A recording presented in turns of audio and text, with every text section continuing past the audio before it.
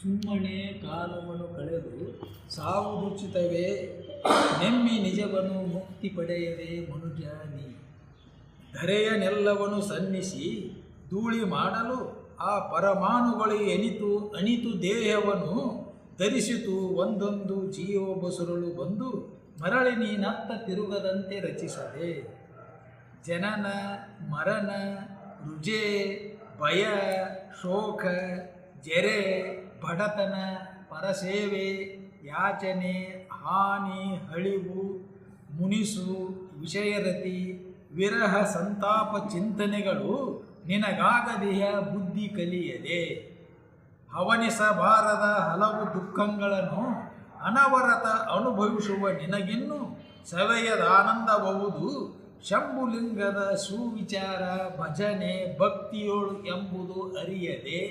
ಸುಮ್ಮನೆ ಕಾಲವನ್ನು ಕಳೆದು ಸಾವುದುಚಿತವೇ ನೆಮ್ಮಿ ನಿಜವನು ಮುಕ್ತಿ ಪಡೆಯದೆ ಮನುಜ ನೀ.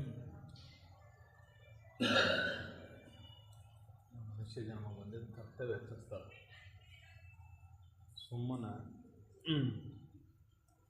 ಸುಮ್ಮನೆ ಕಾಲ ಕಳೆದ್ರೆ ಏನಾಗತ್ತಪ್ಪ ಅಂದ್ರೆ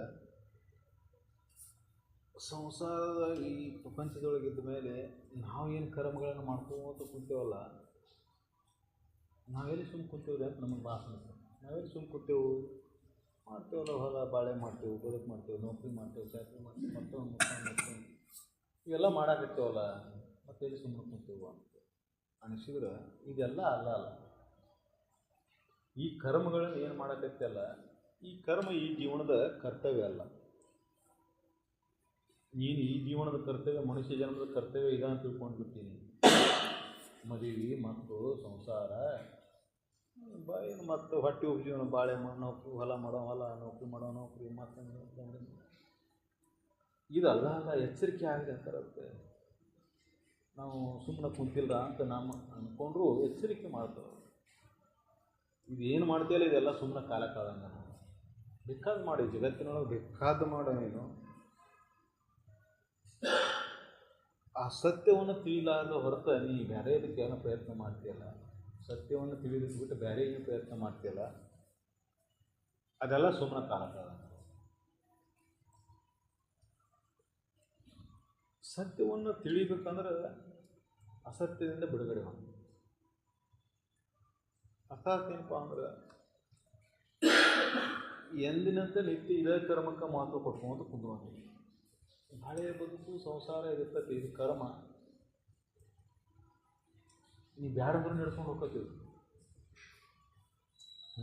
ಇದು ನೀ ಬ್ಯಾಡಂದ್ರೂ ನಡೆಸ್ಕೊಂಡು ಹೋಗ್ತೀವಿ. ನೀನು ಇಲ್ಲಂದ್ರೂ ಇದ್ರೆ ಯಾವುದೂ ನಿಲ್ಲೋದಿಲ್ಲ. ನೀ ಕರ್ತವ್ಯ ಅನ್ನೋದನ್ನ ತಿಳ್ಕೊಂಡು ಕುಂತಿಯಲ್ಲ, ಇವು ಯಾವುವು ನಿನ್ನ ಕರ್ತವ್ಯಗಳಲ್ಲ. ನೀ ಇಲ್ಲಾಂದ್ರೆ ಇವು ಕರ್ತವ್ಯಗಳು ನಡೆದ ನಡೀತಾವೆ. ಯಾವುದಕ್ಕೂ ತಂದೆ ತಾಯಿ ಇಲ್ಲದ ಮಕ್ಕಳು ಬದುಕಿ ಎಲ್ಲ ಬದುಕ್ತವೆ.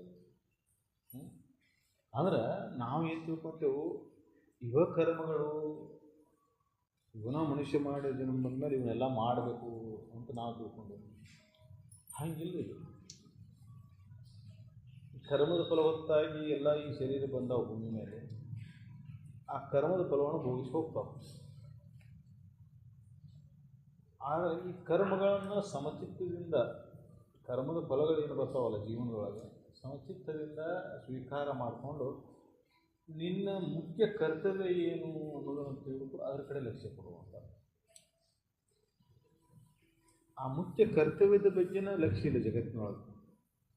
ಎಲ್ಲ ಬೇರೆ ಭಾಳ ವಿದ್ವಾಂಸರು, ನಾವು ಭಾಳ ಚೆನ್ನಾರ, ಭಾಳ ಬುದ್ಧಿವಂತರು, ಇಷ್ಟೆಲ್ಲ ಆದರೂ ಸಮಾಧಾನ ಅನ್ನೋದು ಯಾಕಿಲ್ಲಪ್ಪ ಅಂದರೆ, ಭಾಳ ವಿಜ್ಞಾನ, ಭಾಳ ಬುದ್ಧಿವಂತ, ಭಾಳ ಶ್ರೀಮಂತ ಅಂದರೂ ಸಮಾಧಾನ ಯಾಕಿಲ್ಲ? ಸಮಾಧಾನ ಯಾಕಿಲ್ಲ ಅಂದ್ರೆ ನಮಗೆ ಯಾವ ಸಮಾಧಾನ ಆಗುವಂಥ ಕರ್ಮಗಳೇ ಇಲ್ಲ. ಎಲ್ಲ ಕೆಡದು ಮತ್ತು ಈ ಬಾಳೆಹಣ್ಣು ಸಂಸಾರ ರಸವನ್ನು ಕೊಟ್ಟ ಮೇಲೆ ಸಮಾಧಾನ ಆಗಂದ್ರೆ ಹೆಂಗೆ ಆಗ್ತದೆ? ಇದು ಕೆಡೋದು, ಇದು ಕೆಡೋದು, ಇದು ಕೆಡ್ತೈತಿ ಅಂತ ಕೆಡದ ಸಮಾಧಾನ ಕೆಡ್ತೈತಿ. ಅರ್ಥಾತ್ ಏನಪ್ಪ ಅಂದ್ರೆ ಸದ್ವಸ್ತುವಿನ ಬಿಟ್ಟು ಅಸದ್ವಸ್ತುವನ್ನ ನಾವು ಅನ್ಕೊಂಡು ತ್ರಿಕಾಲ ಬಾಧಿತವಾದಂಥ ಸಚ್ಚಿದಾನಂದ ಸ್ವರೂಪ ಸದ್ವಸ್ತು ಪರಮಾತ್ಮ ಪರಬ್ರಹ್ಮ ಅದನ್ನು ಮರೆತು ಬಾಧೆ ಹೊಂದತಕ್ಕಂಥ ನಾಶ ಆಗತಕ್ಕಂಥ ಈ ಶರೀರವನ್ನು ಈ ಜಗತ್ತನ್ನು ಭಾಳ ಅವಲಂಬಿಸ್ಕೊಂಡು ಕೂತೇವೆ ನಾವು ಅಂತಃಕರಣದೊಳಗೆ. ಇವನ್ನೆಲ್ಲ ಏನು ಹಿಡ್ಕೊಂಡೇವೆ ಅಂದ್ರೆ ಮನಸ್ಸಿನಾಗ ಅಂತಃಕರಣದೊಳಗೆ. ಈ ಸಂಸಾರ ಬಾಳೆ ಎಲ್ಲಿ ಹಿಡ್ಕೊಂಡೇವೆ ನಾವು? ಅಂತಃಕರಣದಾಗ ಹಿಡ್ಕೊಂಡು ಕೂತೇವೆ. ಅದಕ್ಕೆ ಅವ್ರ ಎಚ್ಚರಿಕೆ ಕೊಡಾಕತ್ತಾರೆ, ಸುಮ್ಮನೆ ಕಾಲವನ್ನು ಕಳೆದು ಸಾಯುತ್ತಿದ್ದೇವೆ. ಮುಂದೆ ಹೇಳ್ತಾರೆ ಅವರು ಏನು ಮಾಡ್ಬೇಕಂದ್ರೆ ಸುಮ್ಮನೆ ಇದೆಲ್ಲ ಇದೆಲ್ಲ ಮಾಡೋದು ಸುಮ್ಮನೆ ಅಂತ ಯಾಕೆ ಅಂತೀರಿ ನೀವು? ಅದಕ್ಕೆ ಇದು ಯಾಕೆ ಸುಮ್ಮನೆ ಅಂತ ಹೇಳ್ತಾರೆ. ನೀನು ಏನು ಮಾಡಾಕತ್ತಿ? ಅಸತ್ಯವಾದನ್ನು ನಂಬ್ಕೊಂಡು ನೀನು ಮಾಡಾಕತ್ತಿ. ಈಗ ಸತ್ಯವಾದದನ್ನು ಹಿಡ್ಕೊಂಡು ಮಾಡಿದ್ದಂದ್ರೆ ಅದು ಸುಮ್ಮನೆ ಕಾಲ ಕಳೆದಂಗಲ್ಲ. ಅದಕ್ಕೆ ನೆಮ್ಮಿ ನಿಜವನ್ನು ಮುಕ್ತಿ ಪಡೆಯದೆ ಮನುಷ್ಯ ನಿಜವನ್ನು ನಂಬಲಾರ್ದ ಜಡವಾದಂಥ ಈ ಶರೀರವನ್ನು ನಂಬ್ಕೊಳ್ತಾನೆ. ಅಜಡವಾದಂಥ ಸದ್ವಸ್ತು ಇದನ್ನೂ ಬೇಕು ನೀನು. ಜಡವಾದಂಥ ಈ ಶರೀರ ನಂಬ್ಕೊಳ್ತೀನಿ. ನಾಶ ಆಗಲಾರದಂಥ ಪರಬ್ರಹ್ಮನ ಬಿಟ್ಟು ನಾಶ ಆಗಿ ಹೋಗ್ತಕ್ಕಂಥ ಈ ಶರೀರವನ್ನು ಅವಲಂಬಿಸ್ಕೊಂಡ್ಕೊಳ್ತೀವಿ. ತ್ರಿಕಾಲಬಾಧಿತವಾದಂಥ ಸದ್ವಸ್ತು ಆ ಅರಿವನ್ನು, ಸಾಕ್ಷಿಯನ್ನು, ಪರಬ್ರಹ್ಮನನ್ನು, ಪರಮಾತ್ಮನನ್ನು ಮರೆತು ನಾಶ ಆಗಿ ಹೋಗತಕ್ಕಂಥ ಈ ಸಂಸಾರದಲ್ಲಿ ಬರ್ತಕ್ಕಂಥ ಈ ಸಿರಿ ಸಂಪತ್ತು, ಪದವಿ ಪಟ್ಟಗಳು, ಹೊಲ ಮನೆ, ನೌಕರಿ ಚಾಕರಿ, ಅಧಿಕಾರ, ಅಂತಸ್ತು, ಪದವಿಗಳು ಇವನ್ನೆಲ್ಲ ನಂಬ್ಕೊಂಡು ಕೂತೀನಿ. ಇವು ಯಾವ ಶಾಶ್ವತ ಅಲ್ಲ. ಜಗತ್ತಿನಾಗ ನೀ ಏನು ಕಲಿತೀಯಲ್ಲ ಇದೆಲ್ಲ ಒಂದಿನ ಮರ್ಕೋಬೇಕು. ಭಾಳ ವಿದ್ವಾನ ಅಂತಂದ್ರು ಅವ್ನು ಜೋರನ್ನ ಜಡ್ಡು ಬಡಿತಾರೆ, ನೀ ಏನು ಕಲಿತೀಯಲ್ಲ ಮರ್ಕೊ. ಹೌದು ನೋಡ್ರಿ, ಎಂತೆಂಥ ವಿದ್ವಾನ್ ಇರ್ತಾರ, ವಯಸ್ಸಾದ ಮೇಲೆ ಹೆಸರು ಹೇಳಕ್ಕೆ ಬರೋದಿಲ್ಲ. ಹೆಸರು ಅಂದರೆ ನೆನಪಿಲ್ಲ ಅಂತ. ಅವ್ನ ಹೆಸರು ಹೇಳ್ಕೊಳ್ಳಿ ಪಟ್ಟಣ ಹೇಳಕ್ಕೆ ಬರೋದಿಲ್ಲ. ಹಂಗೆ ಮರಬೇಕು. ಏನು ಕಲ್ತಿಯಲ್ಲ ಮರೆತು ಬಿಡ್ಬೇಕು. ಅಂದ್ರೆ ಏನೇ ನೀನು ನಂಬ್ಕೊಂಡು ಕೂತಿಯಲ್ಲ, ಒಂದಿನ ಅಳಿಸಿ ಹಾಕಿಬಿಡ್ತಿದೆಯಲ್ಲ, ಇದು ನಂದು ಅಂತ ಏನು ಹೇಳ್ಕೊಂಡು ಕೂತಿಯಲ್ಲ, ಇದು ಯಾವುದೂ ಶಾಶ್ವತ ಅಲ್ಲ. ಆದರೆ ಕರ್ತವ್ಯಗಳನ್ನ ಮಾಡುವಾಗ ಈ ಮನುಷ್ಯ ಶರೀರದಲ್ಲಿ ಬಂದಿದ್ದಂಥ ಮುಖ್ಯ ಕರ್ತವ್ಯವನ್ನು ನೆನಪು ಮಾಡಿಕೊಂಡು ಅದಕ್ಕಾಗಿ ಏನು ಬೇಕು ಅದನ್ನು ಮಾಡ್ಕೊಂಡು, ನೀನು ಶರೀರವನ್ನು ಅವಲಂಬಿಸ್ಕೊಂಡು ಇದಕ್ಕಾಗಿ ಮಾಡ್ಕೊಂಡು ಕುಂತಿ. ಈ ಶರೀರ ಎದಕ್ಕೆ ಬಂದೈತಿ ಅದನ್ನು ಮರ್ತಿ. ಶರೀರ ಎದಕ್ಕೆ ಬಂದೈತಿ ಅದನ್ನು ಮರ್ತಿ. ಶರೀರಕ್ಕಾಗಿ ನೀವು ಬದುಕಾಗತ್ತೆ. ಇದಕ್ಕಿನ್ನೂ ಸ್ವಲ್ಪ ಎಲ್ಲ ವ್ಯವಸ್ಥೆ ಮಾಡಿದರೆ ಆರಾಮಿರ್ತದೆ ನಾವು ಅಂತೇಳಿ. ಇದು ಏನು ಮಾಡಿದ್ರು ಆರಾಮಿರುವಂಥ ವಸ್ತು ಅಲ್ಲ. ಬೇಕಾದ ಮಾಡಿ ನೀನು ಒಂದು ದಿನ ಕೆಟ್ಟು ಹೋಗ್ತಿದ್ದು. ನೀ ಬೇಕಾದಷ್ಟು ಇದಕ್ಕೆಲ್ಲ ಸುರಕ್ಷತೆ ಮಾಡಿದ್ರು ಒಂದು ದಿನ ಇದರಿಂದ ಪ್ರಾಣವಾಯು ಸರಿದು ಬಿಡ್ತೀವಿ ಅಂದರೆ ಮತ್ತೆ ಇದು ಶವ ಆಗೇ ಬರ್ತೈತಿ, ಮತ್ತು ನಾರ್ತೈತಿ. ಅದಕ್ಕೆ ಇದನ್ನು ಎಚ್ಚರಿಕೆಕೊಂಡು ಇದು ಅಸತ್ಯ ಐತಿ, ಇದು ಅಶಾಶ್ವತ ಐತಿ, ಇದು ವಿಕಾರ ಐತಿ, ಅದಕ್ಕೆ ಅಸತ್ಯವನ್ನು ನಂಬು ಅಂತ ಹೇಳ್ತಾರೆ. ಜಗತ್ತಿನೊಳಗೆ ಸತ್ಯದ ಪರಿಕಲ್ಪನೆ ಅಂದರೆ ಬೇರೆ ಬೇರೆ ಐತಿ. ಸತ್ಯ ಅಂದುಕೊಂಡೆ ಏನು ತಿಳ್ಕೊಂತೀವಿ ನಾವು? ಜಗತ್ತಿನೊಳಗೆ ಏನು ಶಾಶ್ವತ ಇರುತ್ತೆ ಆ ಸತ್ಯ ಅಂತೇಳಿ. ಜಗತ್ತಿನೊಳಗೆ ಶಾಶ್ವತ ಅಲ್ಲ, ಜಗತ್ತನ ಅಸತ್ಯ ಇದೆ ಅಂತ ಹೇಳ್ತಾರೆ ಅವರು. ಅಸತ್ಯವಾದಂಥ ಈ ಜಗತ್ತಿನೊಳಗೆ ಸತ್ಯ ವಸ್ತು ನೀವು ಹುಡುಕಾಕ್ ಮಾಡ್ತೀವಿ. ಅಸದ್ವಸ್ತು ಜಗತ್ತಿದು ಅಂದ್ರೆ ಒಂದು ಅವಸ್ಥೆ ಒಳಗಿದ್ದು ಮತ್ತೊಂದು ಅವಸ್ಥೆ ಒಳಗಿಲ್ಲ. ಮತ್ತು ವಿಕಾರಮಯವಾದ ಶರೀರದಿಂದ ಆನಂದ ಹೊಂದಬೇಕಂತ. ಶರೀರ ವಿಕಾರಮಯ ಐತೆ. ಇದು ಎಷ್ಟು ವಿಕಾರ ಐತೆ ಅಂದರೆ ಸ್ವಲ್ಪ ಹೆಚ್ಚು ಕಡಿಮೆ ಆದರೂ ಇದರೊಳಗೆ ದೋಷ ಕಂಡು ಬಿಡ್ತಾವೆ. ಸ್ವಲ್ಪ ಹೊರಗಿನ ಪ್ರಪಂಚದಲ್ಲಿ ಪಂಚವಾಯುಭೂತಗಳದಾವಲ್ಲ, ಅದರೊಳಗೆ ಒಂದು ಸ್ವಲ್ಪ ವಿಕಾರ ಆದರೆ ಇದರೊಳಗೆ ವಿಕಾರ ಆಗಿ ಇದು ತನ್ನ ದೋಷವನ್ನು ತೋರ್ಸಕ್ಕೆ ಶುರು ಆಗೇ ಬಿಡ್ತೈತಿ. ಭಾಳ ತಂಪಾತ ತಂಪಿದ್ರೆ ತೋರ್ಸಕ್ಕೆ ಶುರು ಆಗ್ತೈತಿ. ಹೊರಗೆ ಭಾಳ ಕಾಮ ಆಗ್ತಂದ್ರೆ ಇದಕ್ಕೆ ಕಾಮ ತೋರ್ಸಕ್ಕೆ ಶುರು ಆಗ್ತೈತಿ. ಹೌದಲ್ಲ?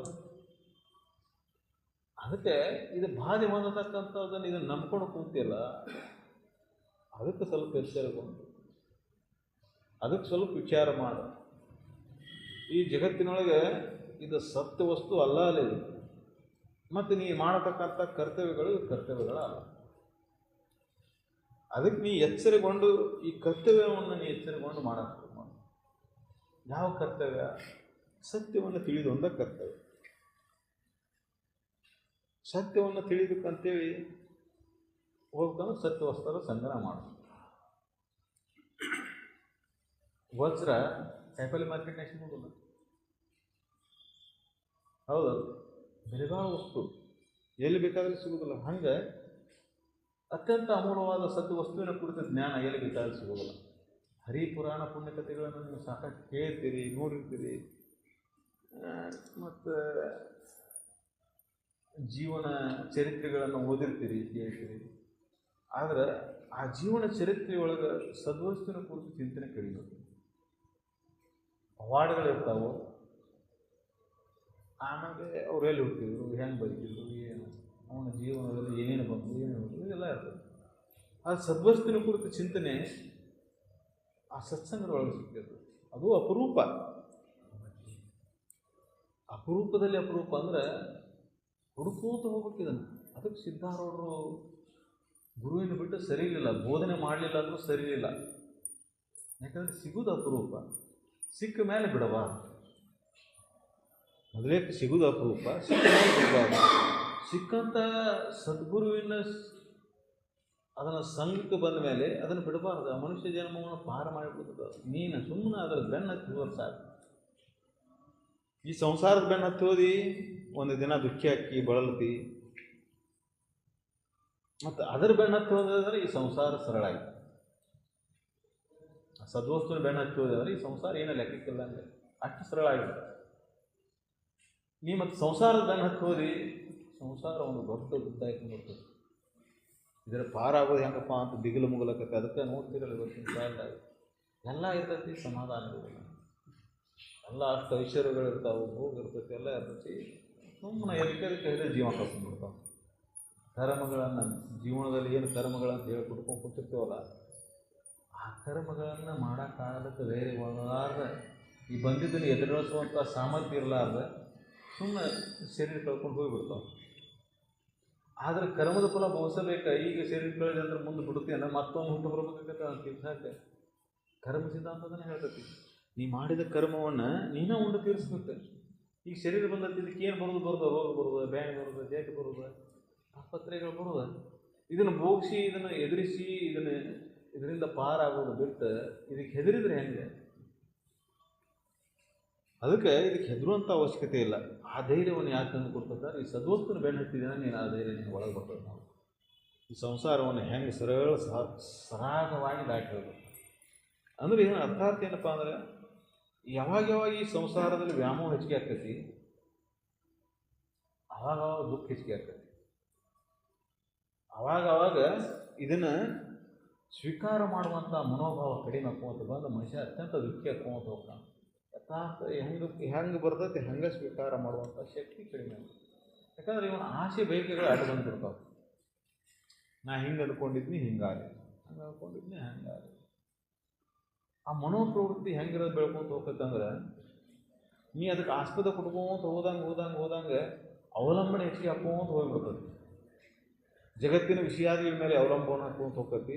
ಸಮಾಧಾನ ಶಾಂತಿಗಾಗಿ ವಿಷಯಾದಿಗಳನ್ನ ಅವಲಂಬನೆ ಮಾಡ್ಕೊಂತ ಹೋಗ್ತಾನೆ. ಆ ವಿಷಯಗಳ ಸಿಕ್ಕ ಹಿಗ್ತಾನೆ, ವಿಷಯಗಳ ಸಿಗಲಿಲ್ಲ ಅಂದ್ರೆ ಕೂಗ್ತಾನೆ. ಇದು ಹಿಗ್ಗುದು ಕುಗ್ಗುದು ಅತಿ ಹೆಚ್ಚಿಗೆ ಆಯ್ತಂದ್ರೆ ಏನಾಕತಿ, ಅದನ್ನು ತಡೆಯುವಂಥ ಸಾಮರ್ಥ್ಯ ಕಡಿಮೆ ಆಗುತ್ತೆ. ಯಾವಾಗ ತಡೆಯುವಂಥ ಸಾಮರ್ಥ್ಯ ಅಲ್ಲಿ ವಿವೇಕದಂಥ ಜೀವನ ನಡೀತಿರ್ತಲ್ಲ, ಅದಕ್ಕೆ ಕಡಿಮೆ ಆದಾಗ ಅಲ್ಲಿ ಮತ್ತೊಂದು ಮಾರ್ಗ ಹಿಡ್ಕೊತಾನೆ. ಹೀಗಾಗಿ ಎಲ್ಲ ಇದನ್ನು ಸದ್ಯಕ್ಕೆ ಏನಿಲ್ಲ, ಮನುಷ್ಯ ದುಃಖಿ ಪಡ್ಕೊಂಡು ಹೋಗ್ತಾನೆ, ದುಃಖ ಪಡ್ತಾನೆ, ವ್ಯಥೆ ಪಡ್ತಾನೆ, ಬಳಲ್ತಾನೆ. ಏನಿಲ್ಲದನ್ನ ಎಲ್ಲ ಇದ್ದರ ರೀತಿ ಆನಂದವಾಗಿರೋದು. ಜಗತ್ತಿನ ವಸ್ತು ಬೇಕಾಗಿಲ್ಲ, ಆನಂದವಾಗಿಲ್ಲ. ನಾವು ಏನು ತಿಳ್ಕೊಂಡೆವು, ಜಗತ್ತಿನ ವಿಷಯ ವಸ್ತುಗಳಿದ್ರೆ ಆನಂದವಾಗಿ ಬದುಕ್ಬೋದು ಅಂತ ತಿಳ್ಕೊಂಡೆವು. ಆ ವಸ್ತುಗಳಲ್ಲಿ ಆನಂದ ಇಲ್ಲ. ನೋಡ್ರಿ, ನೀವು ಜೀವನದಾಗ ವಿಚಾರ ಮಾಡ್ಕೊಂಡು ನೋಡ್ರಿ, ನಿಮಗೆ ಆನಂದದ ಸಮಯ ಯಾವಾಗ ಬೇಕು? ಒಂದು ಅಣುವಿನಷ್ಟು ನೀವು ಆನಂದಮಯವಾಗಿಲ್ಲ ಸಂಸಾರದೊಳಗಿದ್ದಾಗ. ಈ ಸಂಸಾರ ಬಿಟ್ಟಾಗ ಆನಂದನೇ. ಸಂಸಾರ ಬಿಡ್ರಿ, ಆನಂದನೇ. ಸಂಸಾರ ಎಲ್ಲಿ ಹಿಡ್ಕೊಂಡಿರಿ ಅಲ್ಲಿ ಬಿಡಿ. ಎಲ್ಲಿ ಅಂತಃಕರಣದೊಳಗೆ ಸಂಸಾರ ಹಿಡ್ಕೊಂಡೆವು, ಅಂತಃಕರಣದ ಸಂಸಾರ ಅಂದ್ರೆ ನಾನು ಒಂದು ಬಂತೆ ಅಂದ್ರೆ ಸಂಸಾರ ಬಂದಾಗ, ನಾನು ಅನ್ನೋದು ಹೋಯ್ತು ಅಂದ್ರೆ ಸಂಸಾರ ಹೋದಾಗ. ಈ ಶರೀರ ನಾನು, ಇದು ನಂದು ಅನ್ನೋದು ಬಂತು, ಇದ್ರ ಹಿಂದೆ ಸಂಸಾರ ಶುರುವಾಗ್ಬಿಡುತ್ತೆ. ನಾವು ಸಂಸಾರ ಅಂದ್ರೆ ಮದುವೆ ಮಾಡ್ಕೊಂಡು ಸಂಸಾರ ಆಗುತ್ತೆ. ಶರೀರ ಭಾವ ಬಂತು ಸಂಸಾರ ಶುರುನ. ಯಾರು ಶರೀರ ಭಾವ ಕಳ್ಕೊಂಡಿರ್ತಾರಲ್ಲ ಸನ್ಯಾಸಿ. ಶರೀರ ಭಾವ ಯಾರಿಗಿಲ್ಲ ಜಗತ್ತಿನ ಬಯಕೆ ಇಲ್ಲ, ಜಗತ್ತಿನ ಅವಲಂಬನೆಯೇ ಇಲ್ಲ. ಈ ಶರೀರಕ್ಕೆ ರೋಗ ರುಜಿಗಳು ಬರಲಿ ಏನು ಬರಲಿ ಆನಂದಮಯವಾಗಿ ಉಳಿತಾನ. ಯಾಕಂದ್ರೆ ಶರೀರ ಭಾವ ಇಲ್ಲ. ಇದು ಇದು ಬಂದರೂ ಅಷ್ಟೇ ಹೋದರೂ ಅಷ್ಟೇ. ಇದರಿಂದ ನನಗೆ ಏನಾಗೋದೈತಿ, ನನ್ನ ಕೆಲಸ ಆನಂದವಾಗಿ ಯಾವಾಗ ಸಾಧ್ಯ ಐತೆ ಅದು? ಈ ಬಾಳೆನ ಈ ಸಂಸಾರನ ಇದನ್ನು ಎಲ್ಲಿವರೆಗೆ ನಾವು ಹಚ್ಕೊಂಡು ಕುಂದಿರ್ತೇವೋ ಅಲ್ಲಿವರೆಗೆ ಸಾಧ್ಯ ಇಲ್ಲದ ಮಾತು. ಇದನ್ನು ಬಿಡೋದು ಹೆಂಗೆ ಇದಕ್ಕೆ ಕಟ್ಟಿರ. ಅದಕ್ಕೆ ಅವರು ಮುಂದಿನ ಹೇಳ್ತಾರೆ ನೋಡಿ ಸಾಲಿನ ಎಷ್ಟೊಂದು ತೊಂದರೆಗಳದಾವ ಇದ್ರೊಳಗೆ ಬರ್ತಾವು ಅಂತ ಹೇಳ್ಕೊಂಡ್ಯಾರ ಅವರು. ಜನನ ಮರಣ ಭಯ ಶೋಕ ಹಾನಿ ಅಳಿವು ವಿಷಯ ರತಿ ಪರಸೇವೆ ಯಾಚನೆ ಹಾಳಿ ಇವನ್ನೆಲ್ಲ ನೆನೆಸ್ಕೋಬೇಕು. ಶರೀರ ಗಟ್ಟಿದ್ದಾಗ ನೆನೆಸ್ಕೋಬೇಕು ಇವನ್ನೆಲ್ಲ. ಎಂತೆಂಥ ಶ್ರೀಮಂತ ಅದ ಅನುಭವಿಸೋದಕ್ಕೆ, ಭಾಳ ವಿದ್ವಾನ್ ಅದ ಅನುಭವಿಸೋದಕ್ಕೆ, ದೊಡ್ಡ ದೊಡ್ಡ ಪದಿಗಳೊಳಗೆ ಅದ ಅನುಭವಿಸೋದಕ್ಕೆ, ಇದಕ್ಕೆ ಆಯುಷ್ಯ ಸರಿದು ಹೋದ ಮೇಲೆ ಆ ಪರಿಸ್ಥಿತಿ ಹೆಂಗಾಗಿರ್ತೈತಿ ನೋಡ್ಕೊ. ಇದು ಇನ್ನೊಬ್ಬರು ಆದಿನ ಆಯ್ತಂದ್ರೆ ಹೆಂಗಿರ್ತೈತಿ ಇದು ಪರಿಸ್ಥಿತಿ. ಪರಾಧೀನ ಆದಮೇಲೆ ಇದ್ರ ಪರಿಸ್ಥಿತಿ ಹೆಂಗಿರ್ತೈತಿ. ಅದಕ್ಕೆ ಇದು ಎಷ್ಟೋ ವಿದ್ವಾನ್ ಆಗಲಿ, ಎಷ್ಟೋ ಬುದ್ಧಿವಂತರಾಗಲಿ, ಎಷ್ಟೋ ಶ್ರೀಮಂತ ಆಗಲಿ, ಇದಕ್ಕೆ ಅವಧಿ ಇದು ನಾಶ ಆಗೋದ, ಇದು ಸಮಯದ, ಇದು ಒಂದು ದಿನ ಕೆಟ್ಟು ಹೋಗೋದ. ಇದಕ್ಕೆ ಮುಪ್ಪು ಅವಶ್ಯಕ ಅಂತಂದ್ರೆ ಮುಗಿದು ಹೋಯ್ತು. ರೋಗ ರುಜಿಗಳು ಬಂದು ಅಂದ್ರೆ ಮುಗಿದು ಹೋಯ್ತು. ಹಸು ತೃಷಿಗಳ ಭಾಳ ಅದಾವ ನೋಡುವ. ಅದಕ್ಕೆ ಇದನ್ನೆಲ್ಲ ನೆನೆಸಿಕೊಂಡು ನೀನು ಈಗ ಎಚ್ಚರಗೊಳಪ್ಪ. ಇದರ ಅವಲಂಬನೆ ಆಗ್ತದೆ. ನೀನು ಸುಖಿನ ಆಗಬೇಕಾಯ್ತಂದ್ರೆ ಇದರ ಅವಲಂಬನೆ ಬಿಟ್ಟುಬಿಡು. ಇದರ ಅವಲಂಬನೆ ಬಿಟ್ಟು ಹೆಂಗೆ ಸುಖಿಯಾಗಿರಾಕೆ ಗೊತ್ತಾಗ್ತದೆ ಅಂದ್ರೆ ನಿನ್ನ ಅನುಭವನ ನೋಡ್ಕೊ. ಇದರ ಅವಲಂಬನೆ ಬಿಟ್ಟು ನಾನು ನಿದ್ದೆ ಒಳಗೆ ಇದರ ಅವಲಂಬನೆ ಬಿಟ್ಟಿದ್ದಿಲ್ಲ. ಗಾಢ ನಿದ್ದೆ ಒಳಗೆ ಇದು ನಾಮರೂಪಾದಿಗಳಿದ್ದು ಏನು ಇಂಥ ನೂರಾವ ಇಂಥ ಹೆಸರಿನ ಯಾವ್ದಾರ ಒಂದರ ಇತ್ತ ಅಲ್ಲಿ ಯಾವ್ದಾರ ನೀವು ಓದಿದ ಪದವಿ ಪಟ್ಟ ನಿನ್ನ ಶ್ರೀಮಂತಿಕೆ ಬಡತಾನ ಯಾವ್ದಾರ ಇತ್ತ ಅಲ್ಲಿ ಒಂದಿದ್ರು ನಿದ್ದಿಲ್ಲ.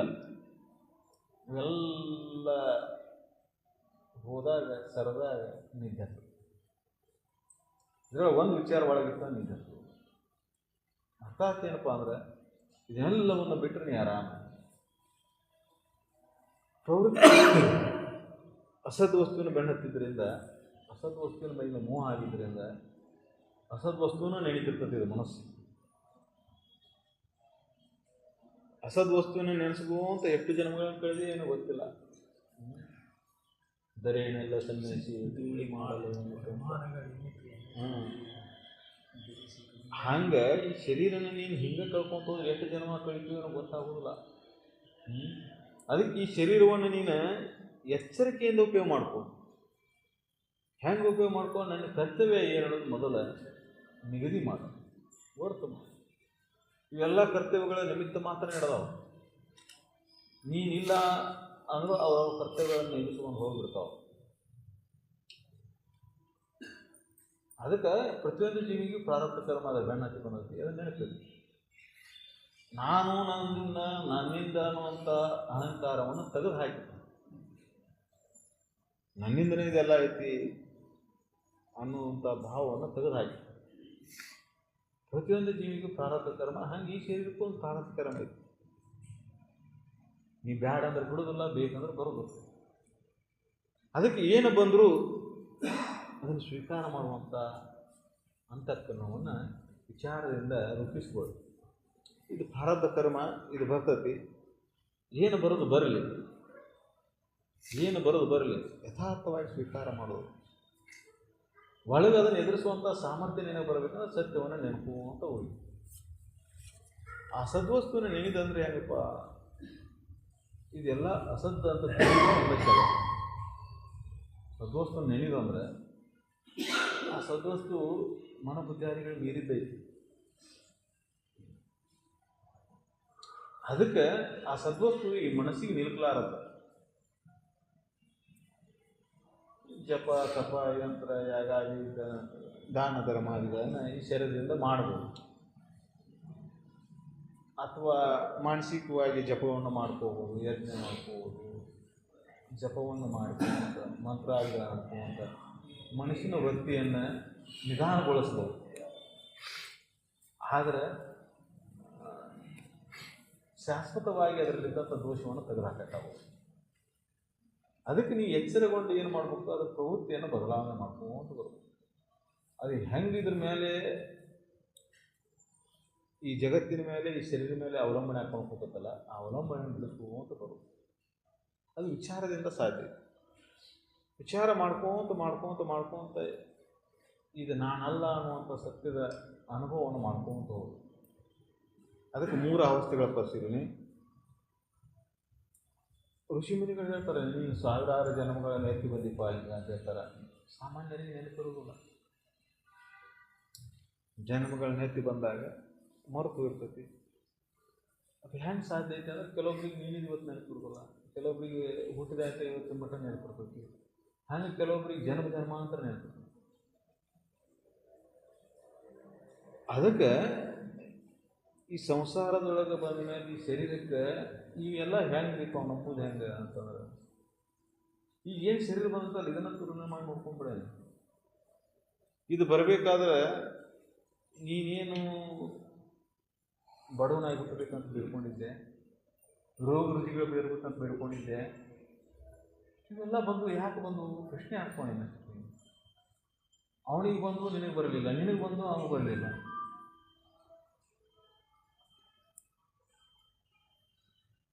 ಒಡ ಹುಟ್ಟಿದವರಿಗೆ ಒಬ್ಬರಿಗೆ ಬಂದ್ರೆ ಒಬ್ರಿಗೆ ಬರೋದಿಲ್ಲ. ಒಂದೋ ತಂದೆ ತಾಯಿ ಮಕ್ಕಳು ಆಗೋದಕ್ಕೆ ಭೋಗಗಳು ಭಾಗ್ಯಗಳು ಭಿನ್ನ ಭಿನ್ನ ಆಗಿರ್ತವೆ. ಯಾಕೆ? ಕರ್ಮಗಳು ಭಿನ್ನ ಭಿನ್ನ. ಜನ್ಮಾಂತರದಿಂದ ಜನ್ಮ ಸಂಸ್ಕಾರ ಭಿನ್ನ ಭಿನ್ನ ಐತಿ. ಅದಕ್ಕೆ ಇವೆಲ್ಲ ಭೋಗಗಳು ಭಿನ್ನ ಭಿನ್ನ. ಅದಕ್ಕೆ ನೀನು ಈ ಸತ್ಯವನ್ನು ತಿಳ್ಕೊಂಡು ಇದು ಜನ್ಮಾಂತರ ಹಿಂಗೆ ನಡೆದೈತಿ, ಈ ಜನ್ಮದಾಗ ಹಿಂಗೆ ನಡೆಸ್ಕೊಂತ ಹೋಗಿದ್ದಾದ್ರೆ ದುಃಖ ನಿಶ್ಚಿತ. ಅದಕ್ಕೆ ಈ ದುಃಖದಿಂದ ನೀ ಪಾರಾಗುವ ಬಗ್ಗೆ ಒಂದೋ ಉಪಾಯ ಏನಪ್ಪ ಅಂದ್ರೆ, ಸತ್ಯವನ್ನು ಅವಲಂಬನೆ ಹಾಕೋಂತ ಹೋಗೋದು, ಸತ್ಯದ ಆಧಾರ ಮೇಲೆ ಈ ಜಗತ್ತನ್ನು ನೋಡ್ಕೊಂತ ಹೋಗೋದು. ಅದಕ್ಕೆ ಸದ್ವಸ್ತುನ ಹೆಂಗೆ ನೆನೆದು ಅಂದ್ರೆ, ನೆನಿಬೇಕನ್ನೋ ಅವಶ್ಯಕತೆನೂ ಉಳಿದಿರಬಾರ್ದು, ಅಷ್ಟು ಗಟ್ಟಿ ಆಗಬೇಕು. ನೋಡಿ, ಈ ಶರೀರ ನಾನಂತೇಳಿ ಯಾರ ನೆನಪು ಮಾಡಿಕೊಡ್ತಾರ? ಇದಕ್ಕಿಟ್ಟಂಥ ಹೆಸರು ಯಾರ ನೆನಪು ಮಾಡಿಕೊಡ್ತಾರೆ? ನೀನು ಮುಂಜಾನೆ ದಿನ ನಿನ್ನ ಹೆಸರು ಇದಪ್ಪ ಅಂತೇಳಿ ಇಲ್ಲ. ಅಂದ್ರೆ ಅಷ್ಟೊಂದು ಇದ್ರ ಜೋಡಿ ಬೆಸ್ಕೊಂಡು ಬಿಟ್ಟೇವು ನಾವು. ನಾನಂದ್ರೆ ಇದು, ಇದಂದ್ರೆ ನಾನು. ಸದ್ವಸ್ತುನ ಮರ್ತೀವಿ, ಅಸದ್ವಸ್ತುನ ಜೋಡಿ ಬೆಸ್ಕೊಂಡಿವಿ. ಇಲ್ಲಿ ಮರ್ತಿದ್ದು ಬೆಸ್ಕೊಂಡಿದ್ದು ಯಾವುದು? ಅಂತಃಕರಣ, ಬುದ್ಧಿಯಾದಿಗಳು. ಎಲ್ಲಿ ಹಿಡ್ಕೊಂಡೇವು ಇದನ್ನೆಲ್ಲ? ಸಂಸಾರ ಎಲ್ಲೈತಿ? ನೀನು ಒಳಗೆ ಐತಿ, ಹೊರಗಿಲ್ಲ. ಬಿಡಬೇಕಾಗಿದ್ದಲ್ಲಿ ನೀವು ಒಳಗೆ, ಅಂತಃಕರಣದೊಳಗೆ, ಮನಸ್ಸಿನೊಳಗೆ ಹಿಡ್ಕೊಂಡು ಮನಸ್ಸಿನೊಳಗೆ ಬಿಡು. ಅದನ್ನೇ ಹಿಡ್ಕೊಂಡು ಅದರ ಮೇಲೆ ಲೆಕ್ಕಾಚಾರ ಹಾಕ್ತದೆ ಇದು ಬುದ್ಧಿ. ಅದನ್ನು ಬಿಟ್ಟೆ ಅಂದರೆ ಇದು ಲೆಕ್ಕಾಚಾರ ಹಾಕಿ ಬಿಟ್ಬಿಡುದು. ಅದಕ್ಕೆ ಎಲ್ಲಿ ಬಿಡಬೇಕಾಗೈತಿ? ಅಂತಃಕರಣವನ್ನು ಮನಸ್ಸಿನಾಗ ಹಿಡ್ಕೊಂಡೆವು, ಈ ಸಂಸಾರವನ್ನು ಮನಸ್ಸಿನಾಗ ಹಿಡ್ಕೊಂಡೆವು. ಅದನ್ನು ಅಲ್ಲಿ ಬಿಡುವುದು. ಅದನ್ನು ವಿಚಾರ ಮಾಡಿ ವಿಚಾರದಿಂದ ಬಿಟ್ಕೋತ ಹೋದಾಗ ಒಂದು ದಿನ ಆ ವಿಚಾರ ಮಾಡಿದ್ರೆ ಅದು ನೆನಪು ಬರಲಾರ ಮುಳಿದು. ಆ ನೆನಪು ಬರಲ್ಲ ಮುಳಿದೆ ಅಂದರೆ ಈ ನೆನಪು ಯಾವಾಗ ಈಗ ಆನಂದದ ಸಾಗರ. ನೀನು ತೆರೆಗಳನ್ನು ನೋಡಕತ್ತಿ, ಸಾಗರ ಗೊತ್ತಾಗೋಲ್ಲ. ತೆರೆಗಳನ್ನು ಮರೆತು ಬಿಡು, ಸಾಗರದ ವಿಶಾಲತೆ ಗೊತ್ತಾಗತ್ತೆ. ತೆರೆಗಳು ನೋಡ್ಕೊಂಡು ಕೂತಿ, ದೊಡ್ಡದು ಬಂತು, ಸಣ್ಣದು ಬಂತು, ಯಾವ್ದು ಬಂತು, ಹಿಂಗೆ ನೆನಪಾಗತ್ತೆ ನಿನಗೆ. ಈ ಸಂಸಾರದಲ್ಲಿ ಬರ್ತಕ್ಕಂಥ ಈ ಕರ್ಮಗಳನ್ನು ಎಲ್ಲ ನೋಡ್ಕೊಂಡಿದ್ದ ಫಲಗಳನ್ನು ನೋಡ್ಕೊಂಡು ಕೂತು ಬಿಡ್ತೀವಿ. ಇದಕ್ಕೆಲ್ಲಕ್ಕೂ ಆಧಾರವಾಗಿರ್ತಕ್ಕಂಥ ಆ ಸದ್ವಸ್ತುನ ಮರೆತ್ಕೊಳ್ತೀವಿ. ಅದಕ್ಕೆ ಆ ಸದ್ವಸ್ತುನ ನೆನಪು ಮಾಡ್ಕೊಂತ ಹೋಗ್ಬೋದು. ಪ್ರಾರಂಭಿಕ ಹಂತದೊಳಗೆ ಇದು ಭಾಳ ಕಠಿಣ ಇರ್ತದೆ. ಜಡಮತಿಗಳ ಆಧಾರಕ್ಕೆ ಈ ವಿಚಾರಕ್ಕೆ ಸಮೀಪ ಬರೋದು ಭಾಳ ಕಠಿಣ. ಯಾಕಂದರೆ ನಾವು ಜಡದಿಂದ ಕರ್ಮಗಳನ್ನು ಮಾಡ್ಕೋತ ಬಂದೇವಿ. ಶರೀರದಿಂದ ಮಾಡೋದ ಕರ್ಮ, ಮನಸ್ಸಿನಿಂದ ಮಾಡೋದ ಕರ್ಮ. ಇವನ್ನೆಲ್ಲವನ್ನೂ ಬಿಟ್ಟು ಸುಮ್ಮನೆ ಇರಬೇಕಾಗಲ್ಲ. ಅದಕ್ಕಿದು ಕಠಿಣ ಆಗತ್ತೆ. ಮಾಡೋದು ಕಠಿಣ, ಇಲ್ಲಿ ನಮಗೆ ಬಿಡೋದು ಕಠಿಣ ಇದೆ. ಏನು ಕಲ್ತೀವಲ್ಲ ಅದನ್ನು ಅಳಿಸಿ ಹಾಕೋದು ಕಠಿಣ ಇದೆ. ಅದಕ್ಕೆ ಎಷ್ಟೊಂದು ಇದನ್ನು ವಿಚಾರ ಮಾಡಿ ಗಟ್ಟಿ ಮಾಡ್ಕೋಬೇಕಂದ್ರೆ ಅಸದು ವಸ್ತು ನೆನಪ ಆಗಿರಬಾರದು, ಅಷ್ಟು ಗಟ್ಟಿ ಆಗ. ಈ ಸಂಸಾರದಿದ್ದಾಗ ಇದ್ರ ಜೋಡಿ ಇದ್ರೂ ಸದ್ಯಕ್ಕೆ ಪಟ್ನ ಇದನ್ನು ಬಿಟ್ಟು ಆ ಸದ್ವಸ್ತಿನ ಜೋಡಿ ಒಂದಾಗ. ಹಂಗೆ ನಮ್ಮ ಅಂತಃಕರಣ ರೂಪುಗೊಳ್ಬೇಕಾಯ್ತು ಅಂದ್ರೆ ಸತತ ಶ್ರವಣದಿಂದ ಸಾಕೈತಿ. ಅದಕ್ಕೆ ಶ್ರವಣ ರೂಪೋತ್ತರ ಸಾಧನ ಅದಕ್ಕೆ ಹೇಳೋದು. ಶ್ರವಣಕ್ಕೆ ಮಹತ್ವ ಕೊಟ್ಟು ಯಾಕೆ ಹೇಳ್ತಾರೆ? ಸಿದ್ಧಾರೂಢರು ಅಷ್ಟು ವರ್ಷ ಎದಕ್ಕೆ ಹಾಕೊಂತ ಕುಂತ್ರು ಅವರು? ಏನು ಅಲ್ಲೇನು ರೊಕ್ಕ ರೂಪಾಯಿ ಏನು ಬಂಗಾರ ಬೈ ಏನು ಕೊಡ್ತೀವಿ ಅಂದ್ರೆ ಇಲ್ಲ, ಅದೇ ಶ್ರವಣ, ಸತ್ಶ್ರವಣ. ಈ ಸದ್ಬೋಧೆ ನನಗೆ ಸಿಕ್ಕಿ ತೋರಿಸಿ ಆಯ್ತಿಲ್ಲ ಅಂತೇಳಿ. ಯಾಕಂದರೆ ಈ ಸದ್ಬೋಧೆಯಿಂದ ನಮ್ಮ ಅಂತಃಕರಣದಲ್ಲಿದ್ದಂಥ ದೋಷ ನಾಶ ಆಗಿ ಆ ಸದ್ವಸ್ತು ನೆನಪಾದ್ರೆ ಅದೇ ಜೀವನ ಸಾರ್ಥಕ. ನಮಗೆ ಪ್ರತಿ ಹಂತದೊಳಗೂ ಈ ಸಂಸಾರದ ನೆನಪಾಕತ್ತೆ, ಆ ಸದ್ವಸ್ತು ನೆನಪಾಗ್ಬೋದು. ಅಂತಃಕರಣದೊಳಗೆ ಇದೇ ದೋಷ, ಈ ದೋಷದಿಂದ ಪಾರಾಗೋದು ಭಾಳ ಕಠಿಣ ಐತಿ. ಎಂಥ ವಿದ್ವಾನಿಗೂ ಎಂಥ ಮಹಾನ್ ಬುದ್ಧಿವಂತಗೂ ಇದು ಸಾಧ್ಯ ಆಗೋದು. ಯಾಕಂದ್ರೆ ಬುದ್ಧಿ ಮನಸ್ಸುಗಳು ಈ ಸಂಸಾರ, ಈ ಜಡ ಜಗತ್ತಿನೊಳಗೆ ತಿರುಗಾಡ್ತಾವೆ ಹೊರತಾಗಿ ಆ ಜಡ ಜಗತ್ತಿನ ಆಚೆ, ಈ ಸಂಸಾರದ ಆಚೆ ಆ ಸದ್ವಸ್ತಿನ ಕಡೆ ಹೋಗಿಲ್ಲವು. ಅದಕ್ಕೆ ಪ್ರವೃತ್ತಿ ಇದು ಬಿದ್ದೈತಿ. ಅದು ಸದ್ವಸ್ತಿನ ಕಡೆ ಹೋಗಿ ಒಮ್ಮೆ ಹೋಗಿ ಅಲ್ಲಿ ವಿಶ್ರಾಮಿಸಿದ್ದಾದ್ರೆ ಹಾಳಿ ಬರುವುದು. ಈ ಕಡೆ ಸಂಸಾರದೊಳಗೆ ಏನೈತಿ, ಇದ್ರೊಳಗೆ ಏನೈತಿ ಭಾವ ಹುಟ್ಟಬೇಕು. ಅವಾಗ ಆ ಭಾವ ಹುಟ್ಟುವವರೆಗೂ ಇದು ಪ್ರಯತ್ನ ನಡೀತಿ. ಅದು ಒಂದು ದಿನ ಆಗ್ತದೆ, ಒಂದು ದಿನ ಅದು ಸಿದ್ಧಿಸತಿ ಇರ್ತದೆ. ಪ್ರತಿಯೊಬ್ಬರಿಗೂ ಸಾಧ್ಯ ಇದೆ. ಆದರೆ ನಮ್ಮ ಪ್ರಯತ್ನ ಅತ್ಯಂತ ಶ್ರದ್ಧಾದಿಂದ ನಡೀತಿ. ಜಗತ್ತಿನ ಯಾವ ಬಯಕೆಗಳಿಲ್ಲದನ್ನ ಸೇವಾ ಸತ್ಕರ್ಮಗಳನ್ನು ಮಾಡ್ಕೋಂತ ಒಲವಿಂದ, ಅತ್ಯಂತ ಪ್ರೀತಿಯಿಂದ, ಅತ್ಯಂತ ಶ್ರದ್ಧಾದಿಂದ ಇದನ್ನು ಮಾಡಾಕತ್ತರ ಹಾಗಿದ್ದು ಅನುಭವ ಕೊಡ್ತದೆ. ನಾವು ಇದನ್ನು ಮತ್ತೊಂದು ಯಾವುದರ ಜಗತ್ತಿನ ಕರ್ಮಗಳು ಮಾಡ್ತೀವಲ್ಲ ಹಂಗೆ ಮಾಡೋಕ್ಕೆ ಹೋದ್ರೆ ಬಾಳೆದಾಗ ಜಗತ್ತಿನಾಗ ಈ ಸಂಸಾರದಾಗ ಏನು ಮಾಡ್ತೀವಲ್ಲ ಹಂಗೆ ಲೆಕ್ಕಕ್ಕೆ ನಡೀತಿದ್ದಿಲ್ಲ. ಅದಕ್ಕೆ ಭಾಳ ಕಠಿಣ ಐತಿ. ಯಾಕಂದರೆ ಇದನ್ನು ಲೆಕ್ಕದಿಂದ ಎಳೆಯೋಕ್ಕಾಗೋದಿಲ್ಲ, ಬುದ್ಧಿಯಿಂದ ತಿಳಿಯೋಕ್ಕಾಗೋದಿಲ್ಲ. ಮನಸ್ಸಿನ ಸಮೀಪಕ್ಕೂ ಮನಸ್ಸು ಇಷ್ಟು ವೇಗವಾಗಿ ಹರಿದಾಡ್ತಂದ್ರೆ ಮನಸ್ಸಿಗೆ ಇದು ಅಗೋಚರ, ಮನಸ್ಸಿಗೆ ಇದು ಸಾಕ್ಷಿ. ಮನಸ್ಸನ್ನು ಇದು ಅರಿತೈತಿ, ಇದನ್ನು ಮನಸ್ಸು ಅರಿಯೋಲ್ಲ.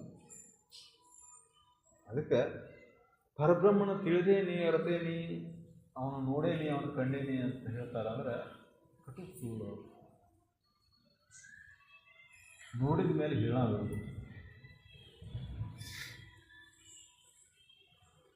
ನೋಡೇನಂದ್ರೆ ಅದು ಮತ್ತೊಂದು ಬೇರೆ ವಸ್ತು ಆಯ್ತದ. ತನಗನ್ಯವಾಗಿ ಮತ್ತೊಂದು ಇಲ್ಲ ಅನ್ನೋದು ಯಾವ ತಿಳಿತಾನ ಅದು ನಿಜವಾದ. ತನಗೆ ಅನ್ಯವಾಗಿ ಮತ್ತೊಂದನ್ನು ನೋಡೇನೆ ತಿಳಿದೇನೆ ಅಂದರೆ ಅದು ಸದ್ವಸ್ತು ಅಲ್ಲ, ನಿನ್ನ ಭ್ರಮೆ ಅದು.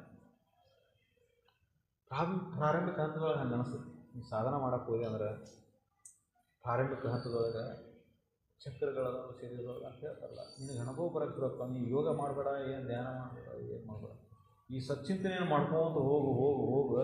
ನಿನ್ನ ಏನು ನಾಡಿಗಳು ಚಕ್ರಗಳದ ಅಂತ ಹೇಳ್ತಾರಲ್ಲ, ಒಂದೊಂದು ಜಾಗ ಆಗಿ ನಿನಗೆ ಅನುಭವ ಬರಕ್ಕೆ ಶುರು ಆಗ್ತದೆ.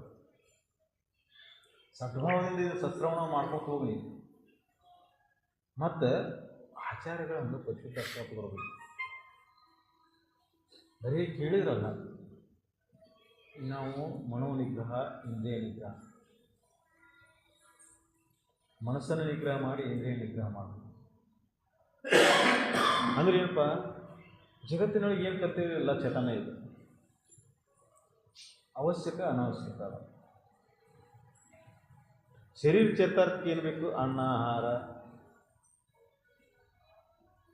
ನೀರು, ಗಾಳಿ ಎಲ್ಲ ಬೇಕು. ಅನಾವಶ್ಯಕ ಚಟಗಳನ್ನು ಮಾಡ್ಕೊಳ್ಕೊಂಡಿರೋ ಅವಶ್ಯಕತೆಯೇ ಇಲ್ಲ. ಅಂಥ ಚಟಗಳನ್ನು ಮೊದಲು ಬಿಡುವಂಥ ಸಾಮರ್ಥ್ಯ ನಮ್ಮ ಅಂತರ್ಕರಣಗಳು ಬೆಳೆಯಬೇಕು. ಚಟಗಳಿಂದ ದೂರ. ಇದು ಶರೀರ ಕಲ್ಪಂಥ ಚಟ, ಮನಸ್ಸು ಕಲ್ಪದ ಚಟ. ಮತ್ತು 24 ತಾಸು ಅನ್ಯ ವಿಚಾರದಲ್ಲೇ ಮುಳುಗಿರ್ತತಿ. ಬೇರೆದ್ರ ಬಗ್ಗೆ ವಿಚಾರ ಮಾಡ್ತೈತಿ, ಬೇರೆದವ್ರ ಬಗ್ಗೆ ವಿಚಾರ ಮಾಡ್ತೈತಿ, ಏನೇನೋ ಲೆಕ್ಕ ಹಾಕ್ತೈತಿ, ಇನ್ನೊಬ್ರಿಗೆ ಕೇಳಿ ಬಯಸ್ತೈತಿ, ಇನ್ನೊಬ್ರಿಗೆ ಒಳ್ಳೇದು ಬಯಸ್ತೈತಿ, ಇನ್ನೊಬ್ರಿಗೆ ಇದು ಒಳಗೆ ನಡೀತಕ್ಕಂಥ ಕರ್ಮಗಳು. ಇವನ್ನ ದಾರಿ ತರಬೇಕಲ್ಲ, ಇವನು ಹೆಂಗೆ ತರೋದು ದಾರಿಗೆ? ಇದಕ್ಕೆ ಸರಳ ಸೂತ್ರ ಏನಪ್ಪ? ಅದಕ್ಕೆ ಇಲ್ಲೇ ಯೋಗ ಕರ್ಮ ಭಕ್ತಿಗಳು ಸಹಾಯ ಮಾಡ್ತಾವೆ. ಜ್ಞಾನ ಘಟಿಸುಕಿನ ಪೂರ್ವದಲ್ಲಿ, ಶ್ರವಣದಲ್ಲಿ ಒಲ ಹುಟ್ಟುಕಿನ ಪೂರ್ವದಲ್ಲಿ, ಒಮ್ಮೆ ಶ್ರವಣದಲ್ಲಿ ನೀನು ಒಲ ಹುಟ್ಟಿ ಶ್ರವಣದಂಥ ಸರಳ ಮಾರ್ಗ ಮತ್ತು ಶ್ರೇಷ್ಠ ಮಾರ್ಗ ಯಾವುದೂ ಇಲ್ಲೇ ಇಲ್ಲ. ಆದರೆ ಶ್ರವಣ ಅಂತಃಕರಣಕ್ಕೆ ಮುಟ್ಟುಕಿನ್ನ ಪೂರ್ವದಲ್ಲಿ ಏನು ಮನಸ್ಸು ಹರಿದಾಡ್ತಿರ್ತದಲ್ಲ, ಕೂತಿರ್ತಾನೆ, ಮನಸ್ಸೆಲ್ಲೇ ಹರಿದಾಡ್ತಿರ್ತೈತಿ. ಸದ್ಗುರು ಹೇಳಿದ್ರೆ ಏನು, ಸಾಕ್ಷಾತ್ ಪರಬ್ರಹ್ಮ ಸ್ವರೂಪದ ವಾಣಿ ಆದರೂ ಸದ್ಯಕ್ಕೆ ಅಂತಃಕರಣಕ್ಕೆ ಮುಟ್ಟುವುದಿಲ್ಲ. ಶಿವಾನದ್ವಾರ ಕುತ್ಕೊಂಡು ಹೇಳಕತ್ತಾರ ಅಂತ ಸದ್ಯಕ್ಕೆ ಮೋಕ್ಷ ಆದಾಗ ಎಷ್ಟಾದಪ್ಪ? ಯಾರ ಅಂತಃಕರಣ ಪಾತ್ರತೆ ಇತ್ತು ಅದು ಹಿಡ್ಕೊಂತಿ, ಯಾರ ಅಂತಃಕರಣದಾಗ ಏನು ವಿಷಯಗಳ ಬಗ್ಗೆ ಇತ್ತು ಆಸೆ ಇತ್ತಾದ್ರೆ ಹಿಡ್ಕೊಂಡು ಹೋದ್ರು. ಹೌದಲ್ಲ? ಅದಕ್ಕೆ ನಮ್ಮ ಅಂತಃಕರಣದೊಳಗಿದ್ದಂಥ ಹೇಯ ಕೃತ್ಯಗಳನ್ನು ಮೊದಲು ಕಳ್ಕೋಬೇಕು. ಅದಕ್ಕೆ ಯಮನ ಯಮಾದಿಗಳ ಆಚರಣೆ, ಸಜ್ಜನರ ಸಂಘ, ಸಾತ್ವಿಕ ಆಹಾರ, ಸಚ್ಚಿಂತನೆ, ಪರೋಪಕಾರ, ದಾನ ಧರ್ಮಾದಿಗಳು ಇವೆಲ್ಲ ಮೊದಲಿನ ಹಂತದೊಳಗೆ ಬರ್ತಾವೆ. ಆಮೇಲೆ ಗುರುನಾಮಸ್ಮರಣೆ, ಜಪತಪಾದಿಗಳು ಇವು 2ನೇ ಹಂತದೊಳಗೆ ಬರ್ತಾವೆ. ಎಲ್ಲಿಗೆ ಎದಕ್ಕೆ ಇವೆಲ್ಲ ಅಂದ್ರೆ ಆ ಮನಸ್ಸನ್ನು ಅಂತಃಕರಣವನ್ನು ಒಂದು ಸಾಮರ್ಥ್ಯಕ್ಕೆ ತಂದಿರ್ಬೋದು, ಪಾತ್ರತೆಯನ್ನು ತಂದು ಕೊಡ್ತಾವೆ. ಗುರು ಹೇಳಿದಂಥ ವಚನಗಳನ್ನು ಅಂತಃಕರಣಕ್ಕೆ ಮುಟ್ಟಬೇಕಂದ್ರೆ ಅಂತಃಕರಣದೊಳಗೆ ಬರೀ ಇದೇ ವಿಷಯಗಳ ಚಿಂತನೆ ಮುಗಿದರೆ ಆಗುತ್ತೆ. ಇದಕ್ಕೆ ಸಮಯ ಸರಿಸಿಟ್ಟು ನಿಲ್ಲುವಂಥ ಸಾಮರ್ಥ್ಯ ಬೇಕಲ್ಲ. ಭಕ್ತಿ ಅಂದರೆ ಏನಪ್ಪ? ಎಲ್ಲ ಈ ಸಂಸಾರದ ಗೊಂದಾಟವನ್ನು ಸರಿಸಿಟ್ಟು ಶರಣಾಗೋದು. ಎಲ್ಲವನ್ನು ಸಂಸಾರದ ಗೊಂದಾಟ ಇರ್ತದೆ, ಇದನ್ನು ಸರಿಸಿಟ್ಟು ಇದೆಲ್ಲ ಸರಿಸಿಟ್ಟು ಶರಣಾಗೋದು. ಆವಾಗ ಶರಣಾಗಿ ಅಂದ್ರೆ ಅವಾಗ ಜ್ಞಾನ ಆಗ್ತದೆ. ಮತ್ತು ಇದೆಲ್ಲ ದ್ವಂದ್ವಗಳನ್ನು ಒಳಗಿಟ್ಟುಕೊಂಡು ನೀನು ಅದನ್ನ ಚಿಂತೆ ಒಳಗೆ ಕುಂತೆ ಅಂದರೆ ಅಲ್ಲಿ ಭಕ್ತಿಗೆ ಅವಕಾಶ ಇಲ್ಲ. ನೀ ಎಲ್ಲಿ ಮುಳುಗಿದಿ? ಮತ್ತು ವಿಷಯಾದಿಗಳ ಚಿಂತನೆ ಮನಸ್ಸಿನೊಳಗೆ ಬೇರೆ ಲೆಕ್ಕ ಹಾಕ್ತಿರ್ತಿ, ಏನೇನು ಗೆಣಕೆ ಹಾಕ್ತಿರ್ತಿ, ಏನೇನು ವಿಚಾರ ಹಿಡಿದಿರ್ತಾವೆ. ಸದ್ಗುರುವಿನ ಸಾನ್ನಿಧ್ಯದಲ್ಲಿ ಕುಂತ್ರಿ ಶಿವಾನಂದ ಪರ ಏನು ಮಾಡ್ಬೇಕವ? ನೀನು ಒಲವು ಸಂಸಾರದಾಗ ಐತಿ, ನೀ ಇಲ್ಲೇ ಕುಂತಿ ಕರೆ ಮನಸ್ಸು ಇಲ್ಲೇ ಹೊರದಾಡಕತ್ತೈತಿ. ದಿನಾಲು ಶಿವಾನಂದಪ್ಪನ ಸಾನ್ನಿಧ್ಯದೊಳಗೆ ಇರ್ತಿ ಕರೆ ಮನಸ್ಸು ಎಲ್ಲೇ ಇರ್ತೈತಿ. ಬಾಳೆದಾಗ ಬರ್ತೈತಿ ಮನಸ್ಸು. ನಾನು ಹೆಂಡತಿ ಏನು ಮಾಡಕತ್ತೇವೋ, ನನ್ನ ಗಂಡ ಏನು ಮಾಡಕತ್ತೇನೋ, ನನ್ನ ಮಕ್ಕಳು ಏನು ಮಾಡಕತ್ತೇವೋ, ಮಳೆ ಆಗ್ತೇ ಇಲ್ಲ, ಬೆಳೆ ಬಂತೇ ಇಲ್ಲ. ಹೌದಲ್ಲ? ಇಂಥ ಚಿಂತನೆಯೊಳಗೆ ಮನಸ್ಸು ಮುಳುಗಿದಾಗ ಸದ್ಗುರು ನಾವು ಏನು ಮಾಡ್ಬೇಕು? ಯಾವ ಇವನ್ನೆಲ್ಲ ಸರಿಸಿಟ್ಟೆಪ್ಪ ನೀನು ಅಂತ ಬೆನ್ನು ಹತ್ತಾನ ಸರಿಸಿಟ್ಬಿಡೋದು. ಸತ್ಶ್ರವಣದಲ್ಲಿ ಮುಳುಗಿಬಿಡೋದು, ಆನಂದದ ಭಾವದಲ್ಲಿ ಮುಳುಗಿ ಅವ ಹೇಳಿದಂಥ ಎಲ್ಲ ವಚನಗಳನ್ನು ಅಂತಃಕರಣಕ್ಕೆ ಮುಟ್ಟುವಾಗ ಹೋದರೆ ದೋಷಗಳು ತಾನ ಕರಗ್ತಾವೆ. ಈ ಸಾಮರ್ಥ್ಯ ಬರೋಕ್ಕಿಂತ ಪೂರ್ವದಲ್ಲಿ ನೀನು ಸೇವಾ ಸತ್ಕರ್ಮಗಳನ್ನು ಮಾಡುವ. ಅದಕ್ಕೆ ಸೇವಾ ಸತ್ಕರ್ಮಗಳಿಗೆ ಅದರದ್ದು ಅದು ಮಹತ್ವ ಇದೆ. ಅದನ್ನು ಸೇವಾ ಸತ್ಕರ್ಮಗಳನ್ನು ಮಾಡ್ಕೋತ ನೀನು ಸಜ್ಜನರ ಸಂಘ ಉಳ್ಕೊಂಡು ಅಂತಃಕರಣದಲ್ಲಿ ಸಣ್ಣ ಸಣ್ಣ ದೋಷಗಳಿರ್ತಾವೆ. ವಿಷಯಾದಿಗಳ ಮೇಲೆ ಚಿಂತನೆ, ಜಗತ್ತಿನ ಬಂದ ಮೇಲೆ ಕಲ್ತಂಥ ಚಟಗಳು, ಇವನ್ನೆಲ್ಲ ಒಂದೊಂದು ಬಿಡುವೆ. ನಾವು ಹೇಳೋದೊಂದು ಏರೋದೊಂದು ಆದರೆ ಆಗೋದು. ಅಂತಃಕರಣದಲ್ಲಿ ಅಂಥ ದೃಢ ನಿರ್ಧಾರ ಮನೋಬಲ ಅಂತ ಅದನ್ನು ಬಿಡುವಂಥ ಸಾಮರ್ಥ್ಯ ಇಲ್ಲ, ಅದನ್ನು ಸರಿಸಿಡುವಂಥ ಸಾಮರ್ಥ್ಯ ಇಲ್ಲ. ಈಗ ವೇದೋಪನಿಷತ್ತು ಕಂಠಪಾಠ ಆದ್ರೆ ಏನು ಮಾಡೋದೈತಿ? ಮತ್ತು ಹೇಳೋದು ವೇದಾಂತ ಮತ್ತೇನಂತಾರೆ ಹಂಗೆ ನಡೀತೈತಿ ಒಳಗೆ. ಈ ಮನಸ್ಸು ಭಾಳ ಬೆರಕೈತಿ, ಮನಸ್ಸು ಭಾಳ ಬೆರಕಿದು. ತನಗೆ ಹೆಂಗೆ ಬೇಕಂಗೆ ಸಿದ್ಧಾಂತವನ್ನು ಉಪಯೋಗ ಮಾಡ್ಕೊತೈತಿ, ಅನುಕೂಲ ಹೆಂಗೆ ಬೇಕು ಹಂಗೆ ಬಳಸ್ತೈತಿ. ಹೌದಲ್ಲ? ಅದಕ್ಕೆ ಭಾಳ ಎಚ್ಚರಿಕೆ ಇರಬೇಕಾಗೈತಿ, ಭಾಳ ಎಚ್ಚರಿಕೆಯಿಂದ ಇರಬೇಕು. ಇದು ಎಂಥದ್ದರಿಗೆ ಬಿಟ್ಟಿಲ್ಲ, ಆಟ ಆಡಿಸೇ ಬಿಡ್ಬೇಕು. ನೀ ಭಾಳ ತಿಳಿದೇನಂದ್ರೆ ಮತ್ತಟ ಆಟ ಆಡಿಸ್ಬೇಕು. ಏನು ತಿಳಿಲಾರೆ ಇರೋದು ಭಾಳ. ಮತ್ತು ಇವು ವೇದ ಉಪನಿಷತ್ತುಗಳನ್ನು ಓದಿ ತಿಳಿದು ಮತ್ತೆ ಎಂದಿನಂತೆ ಕಾಮ, ಎಂದಿನಂತೆ ಕ್ರೋಧ, ಎಂದಿನಂತೆ ಲೋಭ, ಮೋಹ, ಮದ ಮತ್ಸರಾದಿಗಳು ನಿಜ ನಿಗಮ ಗುರುವಿಂದ ಅರಿತೊಡೆಯನು ಅದರ ಅರ್ಥಾತ್ ಏನಪ್ಪ ಅಂದ್ರೆ ಅಂತಃಕರಣದಲ್ಲಿದ್ದಂಥ ದೋಷಗಳ ನಿವಾರಣೆ ಆಗಲ್ಲನ ಸದ್ಗುಣ ಸಾಹಿತ್ಯದಾಗಿದ್ದರೂ ಸದ್ಯಕ್ಕೆ ಮುಕ್ತಿ ಬರ್ಬೋದು. ಆ ಸದ್ಗುಣ ಸಾಹಿತ್ಯದಾಗಿದ್ದ ಮೇಲೆ ನಾವು ಒಂದೊಂದು ದುರ್ಗುಣಗಳನ್ನು ಬಿಡಬೇಕಾಗತ್ತೆ.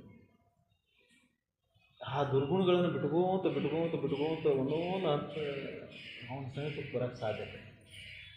ನಮ್ಮ ದುರ್ಗುಣಗಳು ನಮ್ಮ ಅಂತಃಕರಣಗಳು ತುಂಬಿದಾಗ ಅವನ ಸಾಮೀಪ್ಯದೊಳಗೆ ಇದ್ದರೂ ಸದ್ಯ ಅವನು ಹೇಳಿದಂಥ ವಚನಗಳು ವಿಚಾರಗಳು ನಮ್ಮ ಅಂತಃಕರಣ ಹುಟ್ಟೋದಿಲ್ಲ.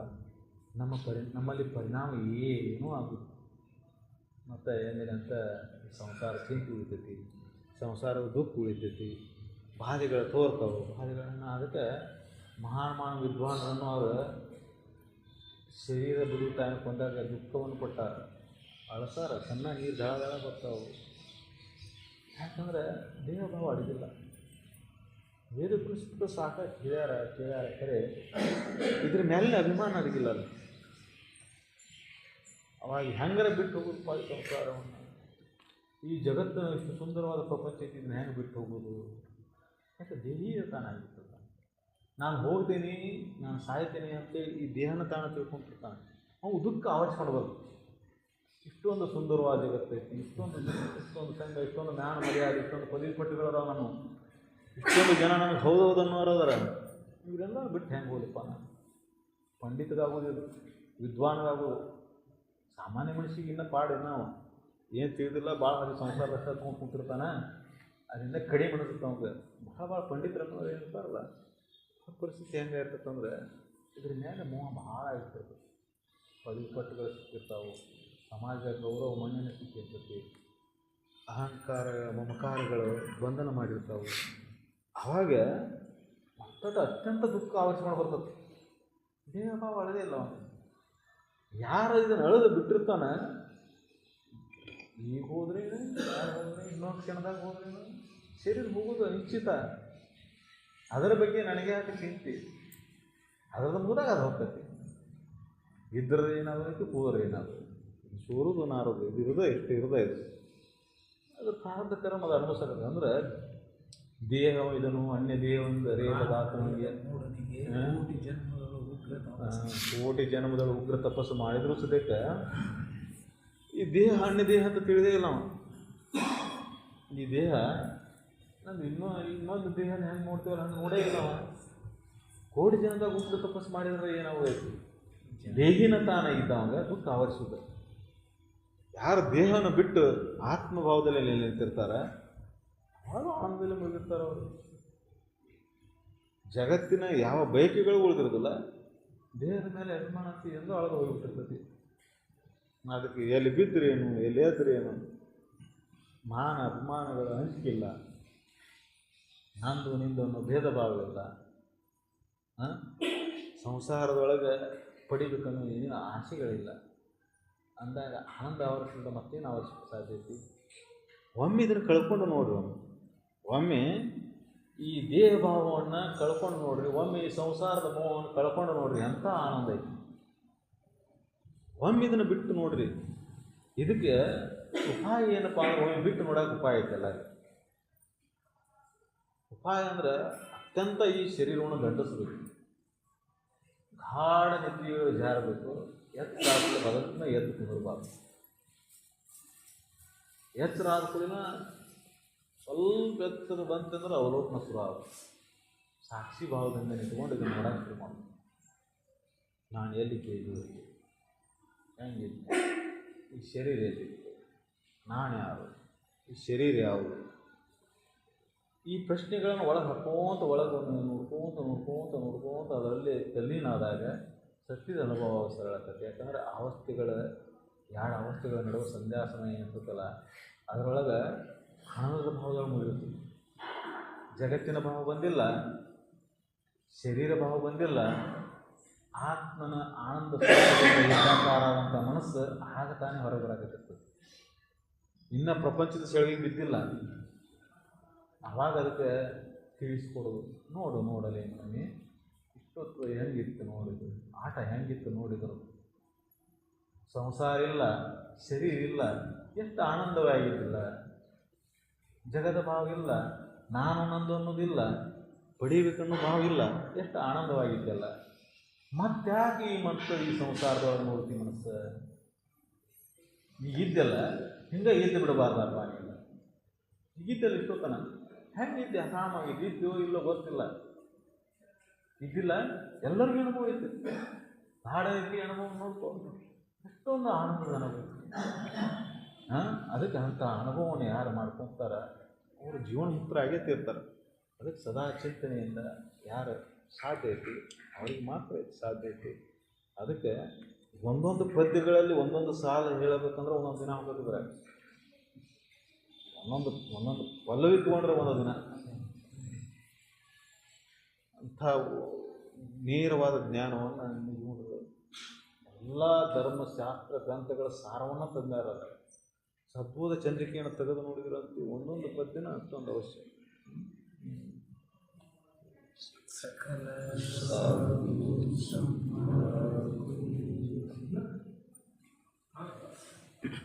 ಎಲ್ಲದಲ್ಲ